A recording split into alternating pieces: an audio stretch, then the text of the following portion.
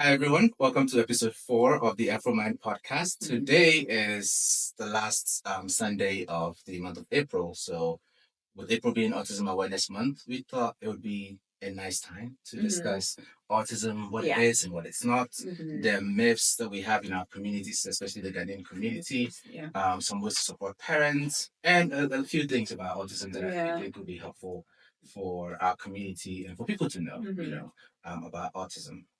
So stay with us, right? Let's have fun. Yes. It's a pretty heavy topic, but let's keep it educative. Stay with us, you'll learn a lot. Yeah. Yeah. Subscribe.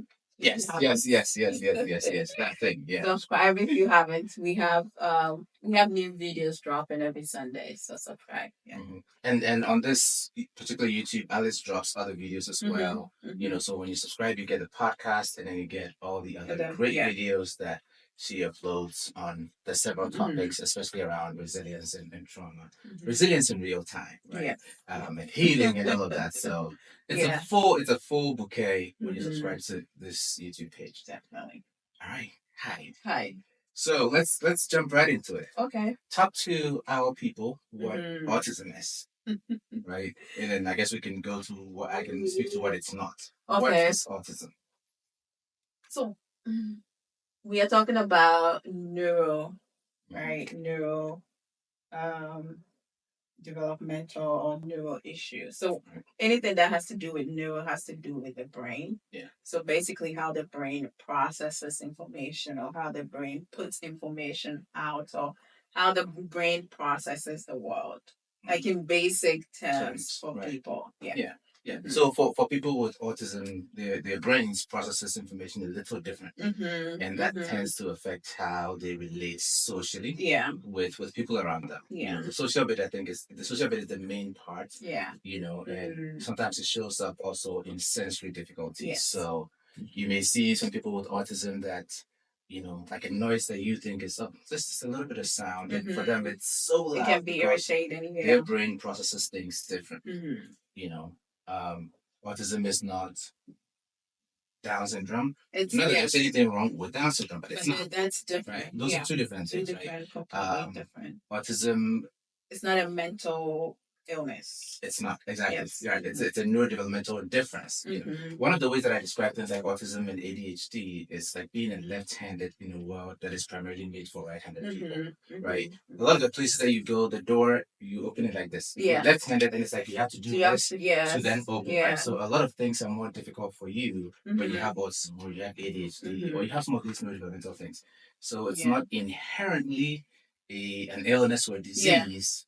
It's not a disability. It's more so how the world is set up that makes things more difficult for you. Yeah. Right. If the world was set up for individuals with autism, it wouldn't feel that way. Yeah. Yeah. Okay. Now let's talk about the myths that we have about autism. Is autism a spiritual issue? So I am not. I haven't. I'm not a spiritual leader. So, um, in my knowledge as a mental health professional, it's not. Yeah. Can somebody pray autism away? Like, would you advise a parent with an autistic child to take them to a prayer camp? No, people have said they've prayed autism away. Every time it's a friend of a friend of a friend of a friend. The actual person is never there.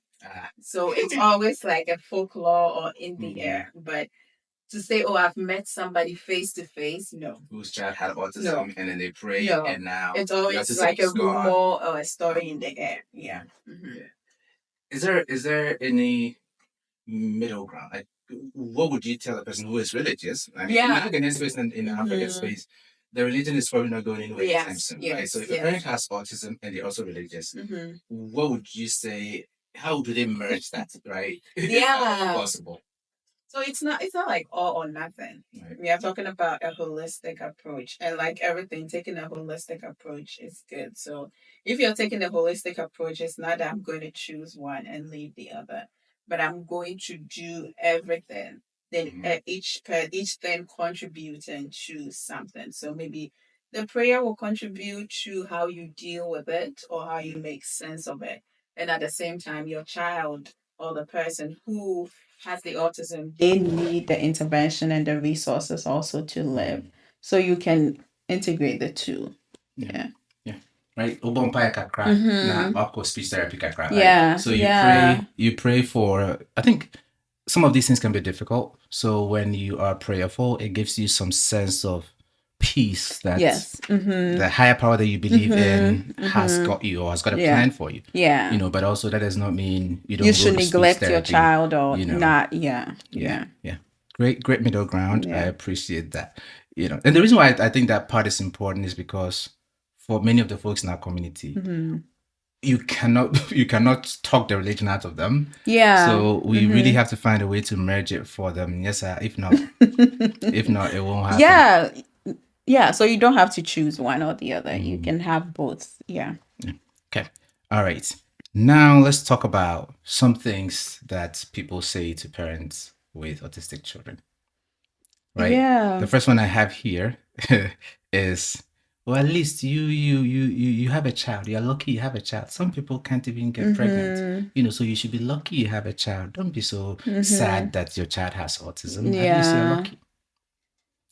As a trauma therapist, as a therapist and as somebody who knows about trauma and resilience, I know that the people who are saying this probably mean well. Yes. But how does it actually land for you when somebody says, at least you are lucky? Yeah. So so there is the intention that maybe the person has for saying what they are going to say, and then there is the impact, right? So first of all, if somebody comes to you and say, oh, maybe I have a child who is dealing with autism, or I have a family member, and you give that response, in a way you shut down the conversation. It's true. So it's not going to happen, because in a way you've given them a solution. Be happy, or you're like, be grateful. Yeah, you've communicated to them that this isn't something that we can talk about. This is something that it's not a problem. In a way, I don't see it as a problem, right? And then the other one, it's sort of, it's sort of a backhanded compliment, like they say. Like, what does people who do not have children have to do with this issue? What's in the baby? Right. What have they done to people who do not have children are taking stray bullets? Right. Yeah. So if, let's say, it's a group of people and somebody doesn't have a child, now all of a sudden they are in somebody's business when it has nothing. I actually never thought about that, right? Yeah. Somebody's catching stray bullets when it has in your way to try to, it has nothing to do with them, right? And you don't know why somebody doesn't have a child and all of these things. And then I think the myth that you have to have a child, and children are a blessing. But again, what's your point here? Right? What's your point here? You are trying to, in a way, maybe you're trying to pacify the person, but it's also, it's not healthy, and it's not a compassionate way to support somebody. Yeah. Right. So you may mean well saying it, but we need you to hear that for many people, many parents, it doesn't land the way you think it does. And even if in the moment it pacifies them, ultimately it's not a healthy thing. It's not. I think this actually carries across topics like grief. It's like, oh, you are lucky, at least your mother is still alive. Somebody just lost their father, you're telling them his mother is still alive. It's like, can we just be present for people? Exactly. In terms, maybe you have an accident. Oh, what about the people that don't have eyes and hands? Like, what? Right? Yeah. So, All right. The next one here is, well, your child doesn't look autistic at all. Right? And again, they mean it as a compliment. Like, your child is so cute, and we get that quite a bit, right? Because Lion is cute, LJ is so beautiful. So it's like, your kids are so beautiful. Like, what do you mean they have autism? Yeah. So, like, what does autism look like? Autism doesn't have a look. What does it look like? Right? Yeah. And I keep telling people autism doesn't have a look. Now, conditions like Fragile X syndrome and Down syndrome does have a look. Yeah. Right? But autism that's different. Doesn't. Right? Yeah. So when you tell somebody your child doesn't look autistic at all, one, it's sort of baseless, because autism doesn't in fact have a look. And it's dismissive. Exactly. Yeah. And the way I hear it's almost, for me, it sounds like adding insult to injury. Yeah. Right. For a parent who already is Okay. struggling to accept the diagnosis. Yeah. If you say, oh, your child is so beautiful, your child doesn't look autistic at Yeah. all. It's like, what am I supposed to do with that information? Yeah. Right. It's like, I know. I really wish, you know, for a child who's already struggling, Yeah. for a parent who's already struggling with the diagnosis, it's like, I know. I really wish it wasn't. Yeah. But it is, you know, and I don't know. There's just no upside to your child doesn't look autistic at all. And to every parent, I mean, your child is beautiful to you. So again, what are you communicating? You brought somebody into the conversation when it has happened. You're not in the conversation at all. Yeah. All right. We'll do two more. Don't put that label on your kid. Right? And I've heard that before. But you tell somebody your child has autism. I mean, you tell somebody that your child has autism. And the person's like, no, don't put that label on your kid. Like, emphasize something to us. Yeah. You know, it's like, well, what do you mean I shouldn't put that label on my kid? One, like, I didn't conjure the label. Yeah. You know, and two, it's not do you love my child more than I love my child? Yeah. You understand? Like, what do you mean? Like, yeah. if I'm saying my child has this diagnosis, what makes you think I would put a diagnosis on my child when he doesn't have it? But you care so much about the child. Yeah. You know, you have good intentions for my child more than I do. Okay, like if you give that rebuttal, it will be like you are disrespectful. You know, but no, you don't love my child more than I do. Yeah. If I've talked to doctors and I've done the assessment and they say my child has autism, my child has autism. Yeah, whether you say it or not. And it's not an insult. If I say my child has autism, I'm not insulting my child. Yeah, and it's not like something so. I think again, it's back to the myth that we have that if it's a curse or if it's spiritual, then you don't want that, right? You don't want your child to be cursed, or you don't want your child to be spiritually attacked, or whatever it is. Yeah. So again, it's also something not to say to parents who have kids with autism. The last one actually pisses me off a lot because it's based in a lot of ignorance. Okay. The idea, I've heard some people say it. I think I've heard people say it about and to NDA. It's like you had kids with autism to get government benefits or something ridiculous like that. How much are parents getting though? So, one, it depends on how much you make, right? It depends on your actual income as to how much you're going to make. And then in the US, in some states, the state gives, in some states, you get autism scholarship. Right? Okay, for school. We have autism scholarship for school. Okay. And it's strictly just for school. The school that that's like the minimum. The school that Lion attends, right? It's $32,000 a year. Yeah.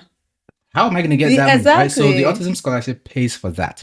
Everything else, all the way down to medical services, everything else comes out of my pocket. Yeah. So the government pays the $32,000 for the school, or I mean the scholarship pays that money for the school, but Oyaria, speech therapy, ABA, everything else comes out of my pocket. I mean, it comes out of our pocket. How much do you think?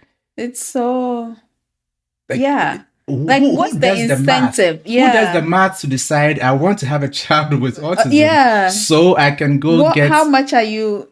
It's and it's also because I mean in Ghana we don't have the resources, so they will feel like then it's a benefit where it's like a basic need being fulfilled. It's like the bare minimum, right? Yeah. That again, when we come to human rights and human dignity, that every child deserve to be in a school where they are supported, right? So actually, right. So in the grand scheme of things, Lion doesn't get anything because he gets school. Yeah. Right? And that's school. The education where that most he people get school that they don't have to pay for. Exactly. He also gets school that he doesn't have to pay for. Everything else is on us. That's the basic education. So that's the basic education that he needs. I haven't thought about it that way. Right.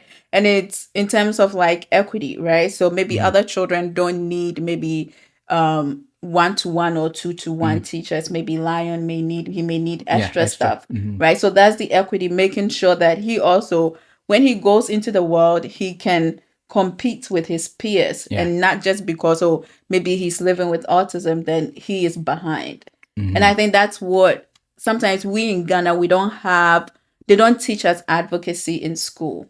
So we don't advocate for other people, or it's not part of our culture to look at equity, equality, and justice, and making sure that every child get their Gets the basic, supports that they need. because there are children in Ghana who have autism who are not going to school. Parents are keeping them at home because the school isn't going to support them. Yeah.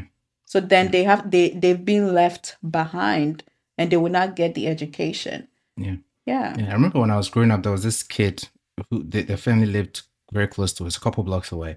And I think that kid was more, if anything, it's closer to Down syndrome. I don't. Okay. Non-verbal. When it comes to their daily living and the things that they need to do themselves, could do very little. And every morning when the parents are going to work, they would come sit her out on a stone. It was a stone, but more like a bench. Come sit her out. At this point, she's like 6. Sit her on a bench, then they'll go to work. Just leave her there. Almost like Mama Behatam. Like they sit her on a bench and go to work. I mean, I was also an 8-year-old at this point, so I don't know. I don't have the knowledge that I have now, and looking back, like, what? Some days when you're looking and you're passing by, you see that there's stuff that looks like food, almost like they came to sit her there, put food next to her, and then they went about their lives, right? Almost like they have to go to work and make money for their other kids and to take care of her as well. But it's like, you understand? Yeah. So I think when some of us in the Ghanaian space and in the African space think about a parent who gets some support to give their child a life that brings them it's not a luxury. It's not a luxury, and nobody goes for that. So take it from a parent with autism, with a child with autism. We don't go for it. Like nobody wants to have a child. Because sometimes we have to help parents get the resources and the assessment, and sometimes you'll be denied. Some parents even don't have even the autism scholarship that I'm talking about for my child. Some parents even don't have access to that, or they even know they could get it. Some states probably don't have that. Yeah. So when if you have an issue with a parent, please, like, don't go there. Yeah. One, it doesn't make sense. It doesn't, and it just shows who you are as a person, to your moral values, and basically your character. You are not a good person. If you have an issue with somebody and that's where you want to go, then it's you. It's not the person that you are insulting. It's very common in our space, and I've seen so many people. One more recent one, I wouldn't mention any names, but somebody said, we'll buy your phone, like your sick child. And I don't know what, in this particular case, I don't know what sickness that the said child has. But it's like, if you and somebody has an issue, what has their sick child got to do with this conversation? I feel like I always say this in my head. As a community, if we're going to bring shaming back, right, we need to learn to shame the right people. Yeah, we are shaming the wrong people for the wrong things. If somebody comes in and says, my child is a sick child, and you then come to me and say, you brought yourself, or why did you come and say this? And you're almost like you are now making fun of me for my sick child. You're shaming the wrong person. Yeah, like, you should be shamed. The person who is the horrible person is the one who should be shamed. Like if I'm dating somebody and then after we break up, they come out and reveal my secret, right? That person is the one who should be shamed, right? Because you're the one who's a loose talker. You understand? You are the one who shouldn't be trusted. You're the one I also. You are the one who should be shamed. Yeah. That's if we should shame. I don't think we should shame, but if we do shaming, shame the right people. Yeah. All right. So those are some things not to say to parents. Yes. What are some things to say if somebody tells you their child has been diagnosed with autism? Yeah, I think, right, when in doubt, be silent. That's all you could, right? And if maybe for some people, maybe silent may be awkward for them, I hear you. Is there anything that I can do? Is there anything you need from me? Yes. Right. I see you. What do you need? I am here. I don't know what to say. It's also a response. Yeah. Right. Yeah. I don't know what to say. Yeah. Oh, this is my first time hearing this. Right. Oh, I've never felt it this close. Yes. Because anytime I hear about autism, it's other people, right? Like, I've never heard it this close, and I honestly don't know what to but say. We will figure it out together. I'm here to learn with you. What do we do? It must be difficult for you to hear as a parent, right? So Okay. And to the parents themselves, especially I've heard so many people have reached out to me when their child is newly diagnosed, and sometimes they're devastated. You know, what do we say to the parents with the newly diagnosed kids with autism? It's okay to be disappointed, to be confused, to be angry, to be sad, to be all the feelings that are going to come up. It's okay, but I think the unfortunate thing is if you're a parent with a child with autism, you don't have the luxury to sit with your feelings and process it. You don't have that time where maybe somebody may have the time, they may have months, they may have years to say, I'm going to process it. For you, you have to move on to the next thing. Yeah, you have a child, so you have to take care of that child in that moment. So that may be difficult, but you haven't failed as a parent. Yeah. I think that's one of the things that usually parents blame themselves. Maybe when I was pregnant, I shouldn't have done this. I shouldn't have looked at this person's face. I shouldn't have eaten this. I shouldn't have said this to this. Then they go through all the list of the things that they shouldn't have done. You could have done whatever you think was right and still. So it's not a character failure. It's not your biological failure and all of those things. It's not, you didn't do anything wrong. Yeah. Yeah. Yeah. Yeah. And one thing too that I tell, the newly diagnosed parents is many times you already see the behaviors anyway. You're already dealing with it. They just put a name to it to Yeah. help you understand it better, maybe gain more information and get the resources. Yeah.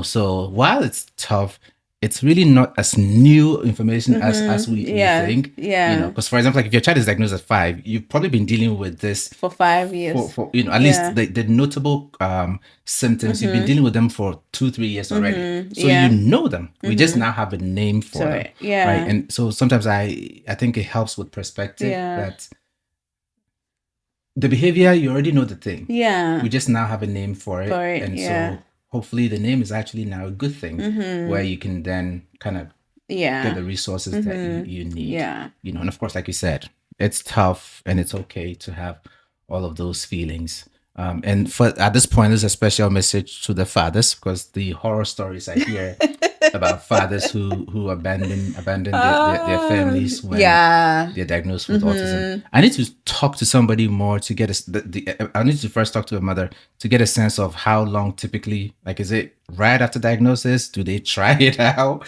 Do they try it out for a bit and do they try to be a father? I don't know. This is a very complicated topic. Okay, do they try to stick around a bit and decide that it's too hard before they leave? Like, I want to get a sense of that. You never understand men.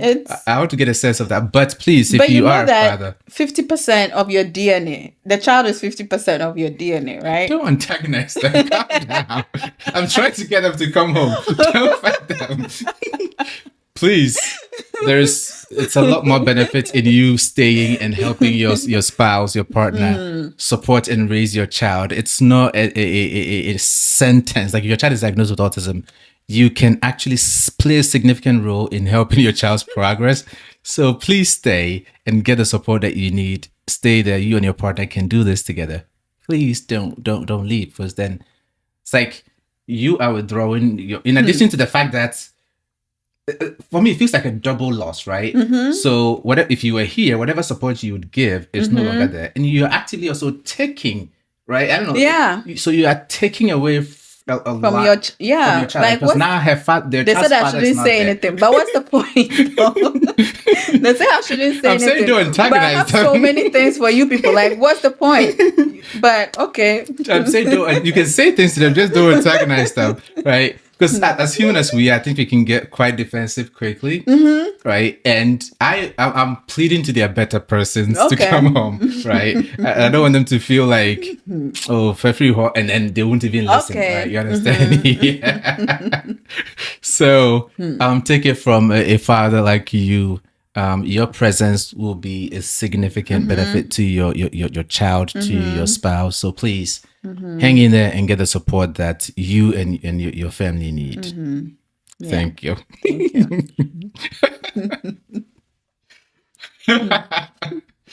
All right. Now let's talk about, I guess, some general support, like stress management strategies that parents need to keep in mind and do. Yeah. I mean, in a way, I guess all parents could benefit from this. But Yeah. what are some strategies that parents can use? I think in Ghana, I don't know the resources, right? Mm-hmm. In Ghana and in Africa, but if you are outside of Ghana, almost every country have some sort of resources. It could look different, Right. but they do, right? So, if let's say it was a pediatrician or that told you to go for the diagnosis or wherever you went, the person who did the evaluation, you can always ask them like, so what's next or what can I get? And if let's say they say, oh, there is nothing that you can get, the school is there. Usually schools have resources there as well. Once you bring the diagnosis to them, they'll be like, okay, maybe this is what we need to do.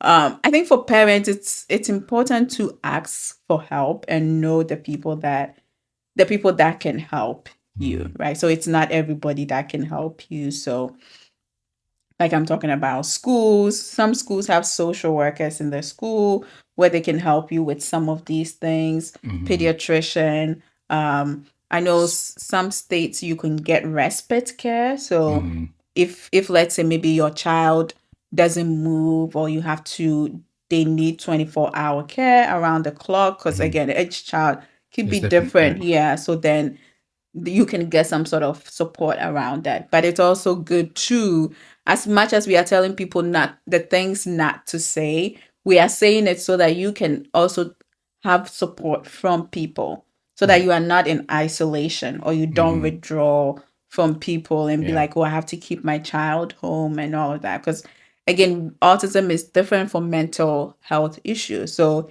if you have a child with autism and you are going to isolate them, then it could compound with other mental health issues Yeah. as well. Yeah. Yeah. Many parents with autism feel that other people don't understand their child. So if I bring my child around you, or they'll keep asking so many questions, and they'll be looking at me as though I'm a bad parent, and so I'd rather just stay home, Okay. right?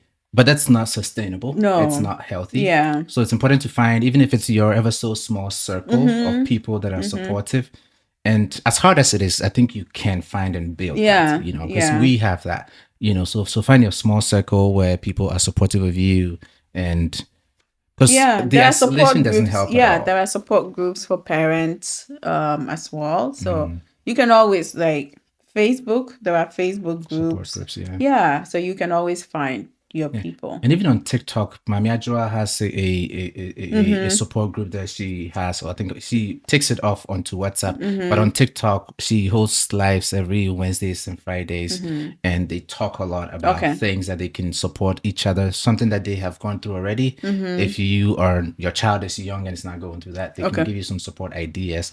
So, like, if you're actually open to sharing your story and talking about it, you would get your click. So please, as parents, as tough as it is, because once again, I'm not oblivious of the fact that our communities can be very, very, Malicious. Yeah. so I get it that they would say things, but for the sake of your child and getting the support that your child needs, Yeah. take that risk, because that's how I'm telling you, like, take that Yeah. risks and put yourself out there, and that's how Yes. you get the support that you need.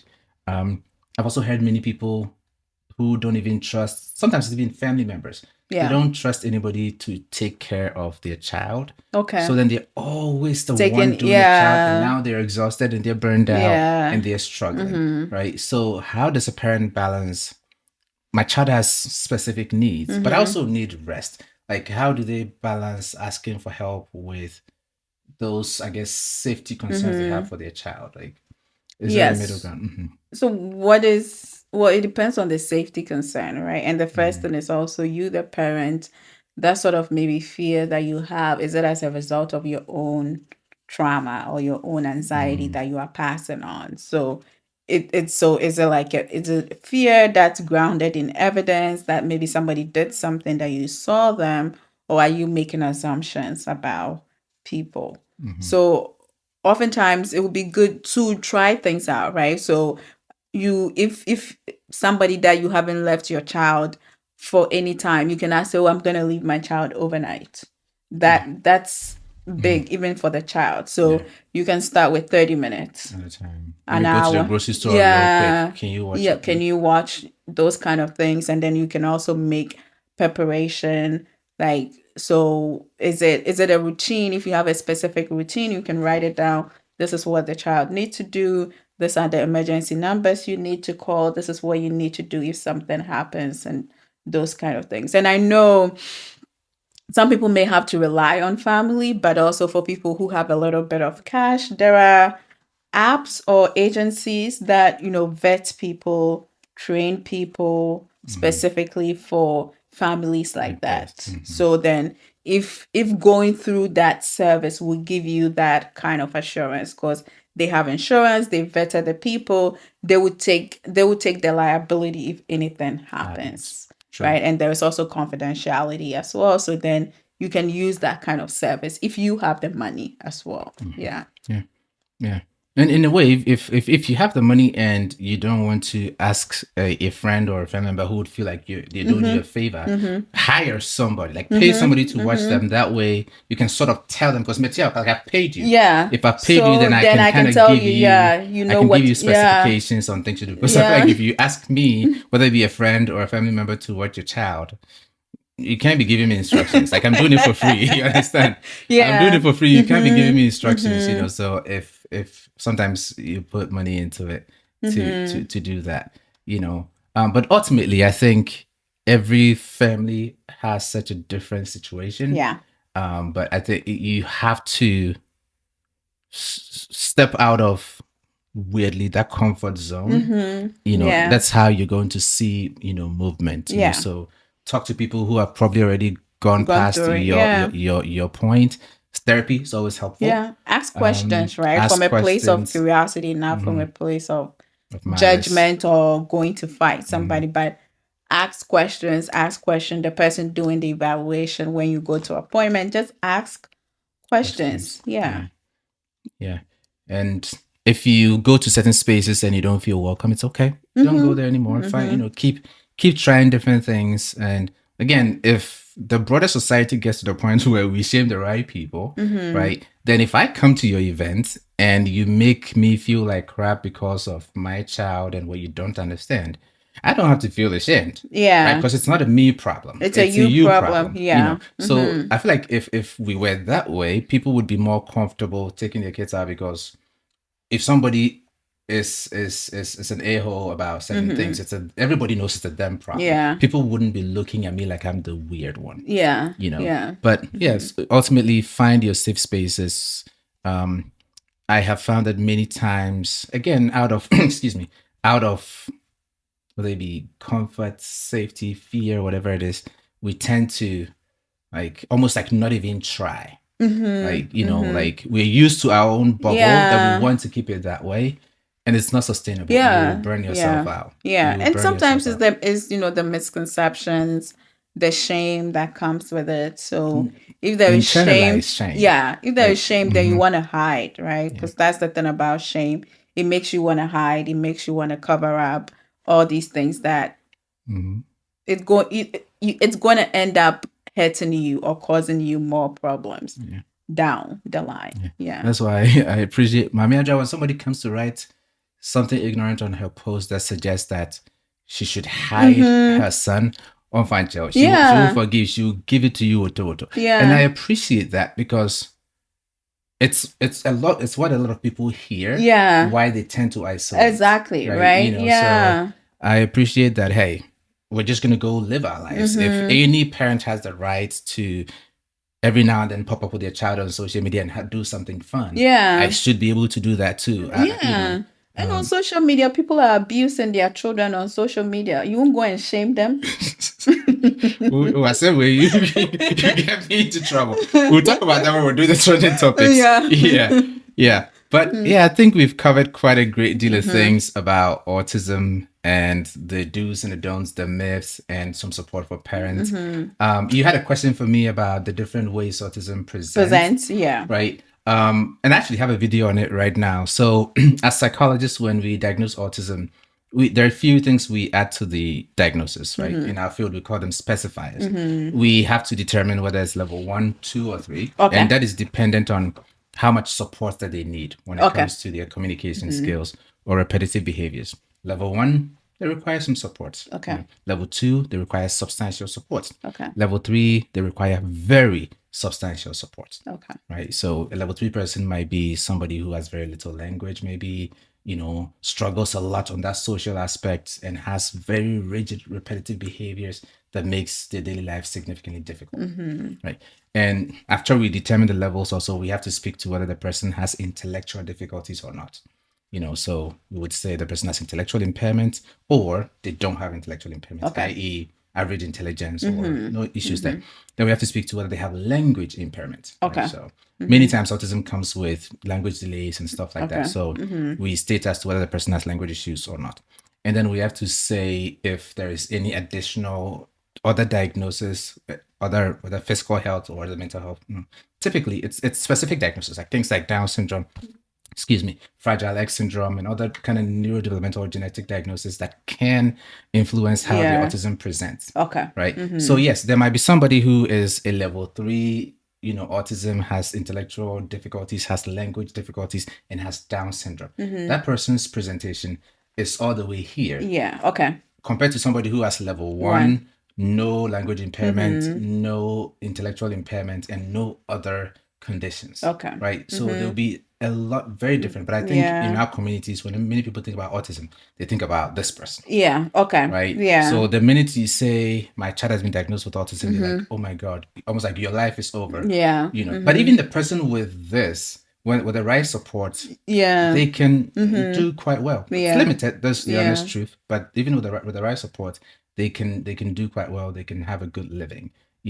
But because as a society, when we don't have that knowledge, anytime you hear autism, your mind goes here, and there's so many people here. And when they all get lumped in together, it's not nice. Like, so it's important to do that. And also, depending on your culture, right? Some of when it comes to the diagnostic aspect, especially for people who are level 1, many people get missed when it comes to diagnosis because, again, when we think about autism, we're thinking level 3. So sometimes some clinicians or even maybe pediatricians, those who are not specialists, if you go to them with your child and your child can talk, does well, that's okay in school, they'll say, oh, maybe they're just shy or they're a little quirky, or they will grow out of it. So they will minimize those issues, and so then you don't get a diagnosis and you don't even get the information, right? So you go about your whole life thinking your child doesn't have autism, but that's because the person speaking doesn't know they have their own biases or their own agenda. They don't know that the symptoms can be this small. Is not the word I'm looking for, but you get what I'm saying. Like the severity. Exactly, right. It's not always here. Symptoms can be this mild. So it's not always here. So sometimes it's here. And people who are not specialists, especially when it comes to young girls, people who are not specialists will look at a young girl and they say, oh, she's just shy. She likes to do her own thing, Or she's independent. Or they wouldn't call her mature, Oh, anytime people come here, oh, she'll go to her room. The social, interaction is too much. It's too noisy over here. Like, I don't want to deal with this. So she'll go into her room and be in her own space until everybody leaves. Then she'll come back down and we think she just, maybe on penny like she's just, if they have certain repetitive behaviors, we'll say she's just quirky, or, oh, there's this OCD thing about her, or certain, like stuff like that, But if you are seeing social issues, you're seeing repetitive behaviors, you're seeing sensory issues, like things like they'll say things like, oh, as for this my child, if you're buying clothes for her, it has to be a particular kind, or if not, she won't wear it, and she's so picky with food, if you're seeing all of these things together, she's just not a quirky child.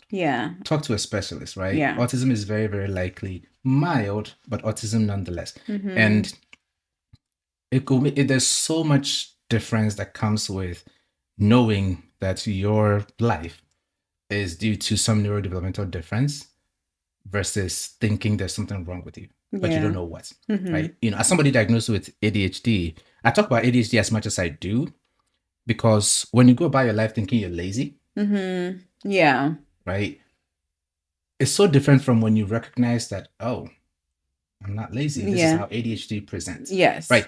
Either way, You have to do something you about it. understand? Yeah. Either way, the behaviors may be the same, but the part where you recognize that I'm not lazy, it's ADHD, and these are the things that cause Yeah. people with ADHD. Yeah. Huge difference. Even if you don't take medication or you don't go get an official diagnosis or anything, recognizing that you're not lazy, it's not your fault, you're not a bad student and stuff like that can make a huge difference. Yeah. Right. So if your child goes about their whole life thinking they're just antisocial or even thinking they have social anxiety, then all they're wanting to do is to learn to deal better in social situations, right? But they just can't, and it's so difficult. Yeah. If they know and understand autism and how it presents and how they tend to have special interest and they may be zoned in on that, then they know that about them. Right? Themselves. So they Yeah. know how to act accordingly. Yeah. So many people then decide to build like a circle of people that they can actually relate to, as opposed to trying so many different people, wanting them to Exactly. accept Yeah. them. Like if I know who I am,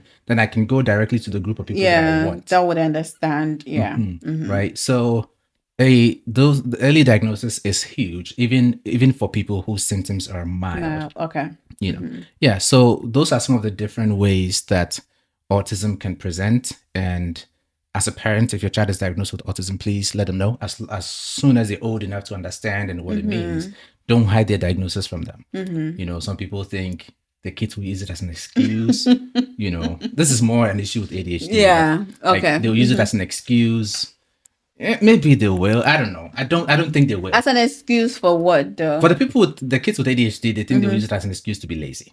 Okay. Because already they're thinking they're already lazy. But already they are lazy, so right. Already you think they're lazy. Yeah. But you went to do testing and you find that they have ADHD, and you're like, well, I'm not telling him because if I tell him, you have more of an excuse to be lazy. Okay. Right. And it's not like that. Like if your child actually understands, if you explain to them how their brain works, and then you can actually meet them halfway with strategies that would help them do things. Yeah. Because if you try to use the same strategies that work with neurotypical kids with a child with autism or a child with ADHD, it won't. It won't work. Especially a child with autism. Forget. Right? It won't work. So when you know their diagnosis, share it with them, work with their school, and stuff like that. Okay. Yeah. And so for any parent out there listening, we wish you all the best with your child. Any final things before we round up this episode? Yeah, so if there is anything that you would get out of this, Dr. Lewis has a lot of videos on autism, so you can definitely go to his page, learn all about it, and if there is anything for you to know that there is support and resources out there, right? It's out there, and as we advance in the world, more support is coming out, more research is coming out, more resources are coming out. So do not deny yourself of that because of your religion, because of society, or anything like that. Do not deny yourself or your child. And do not despair. Thanks again for spending all of this time with us. Don't forget to hit the subscribe button. Yes, comment, like, share this with the people you know who you feel will benefit from it. And we'll see you back here next week for the next episode. Yes. All right. Peace.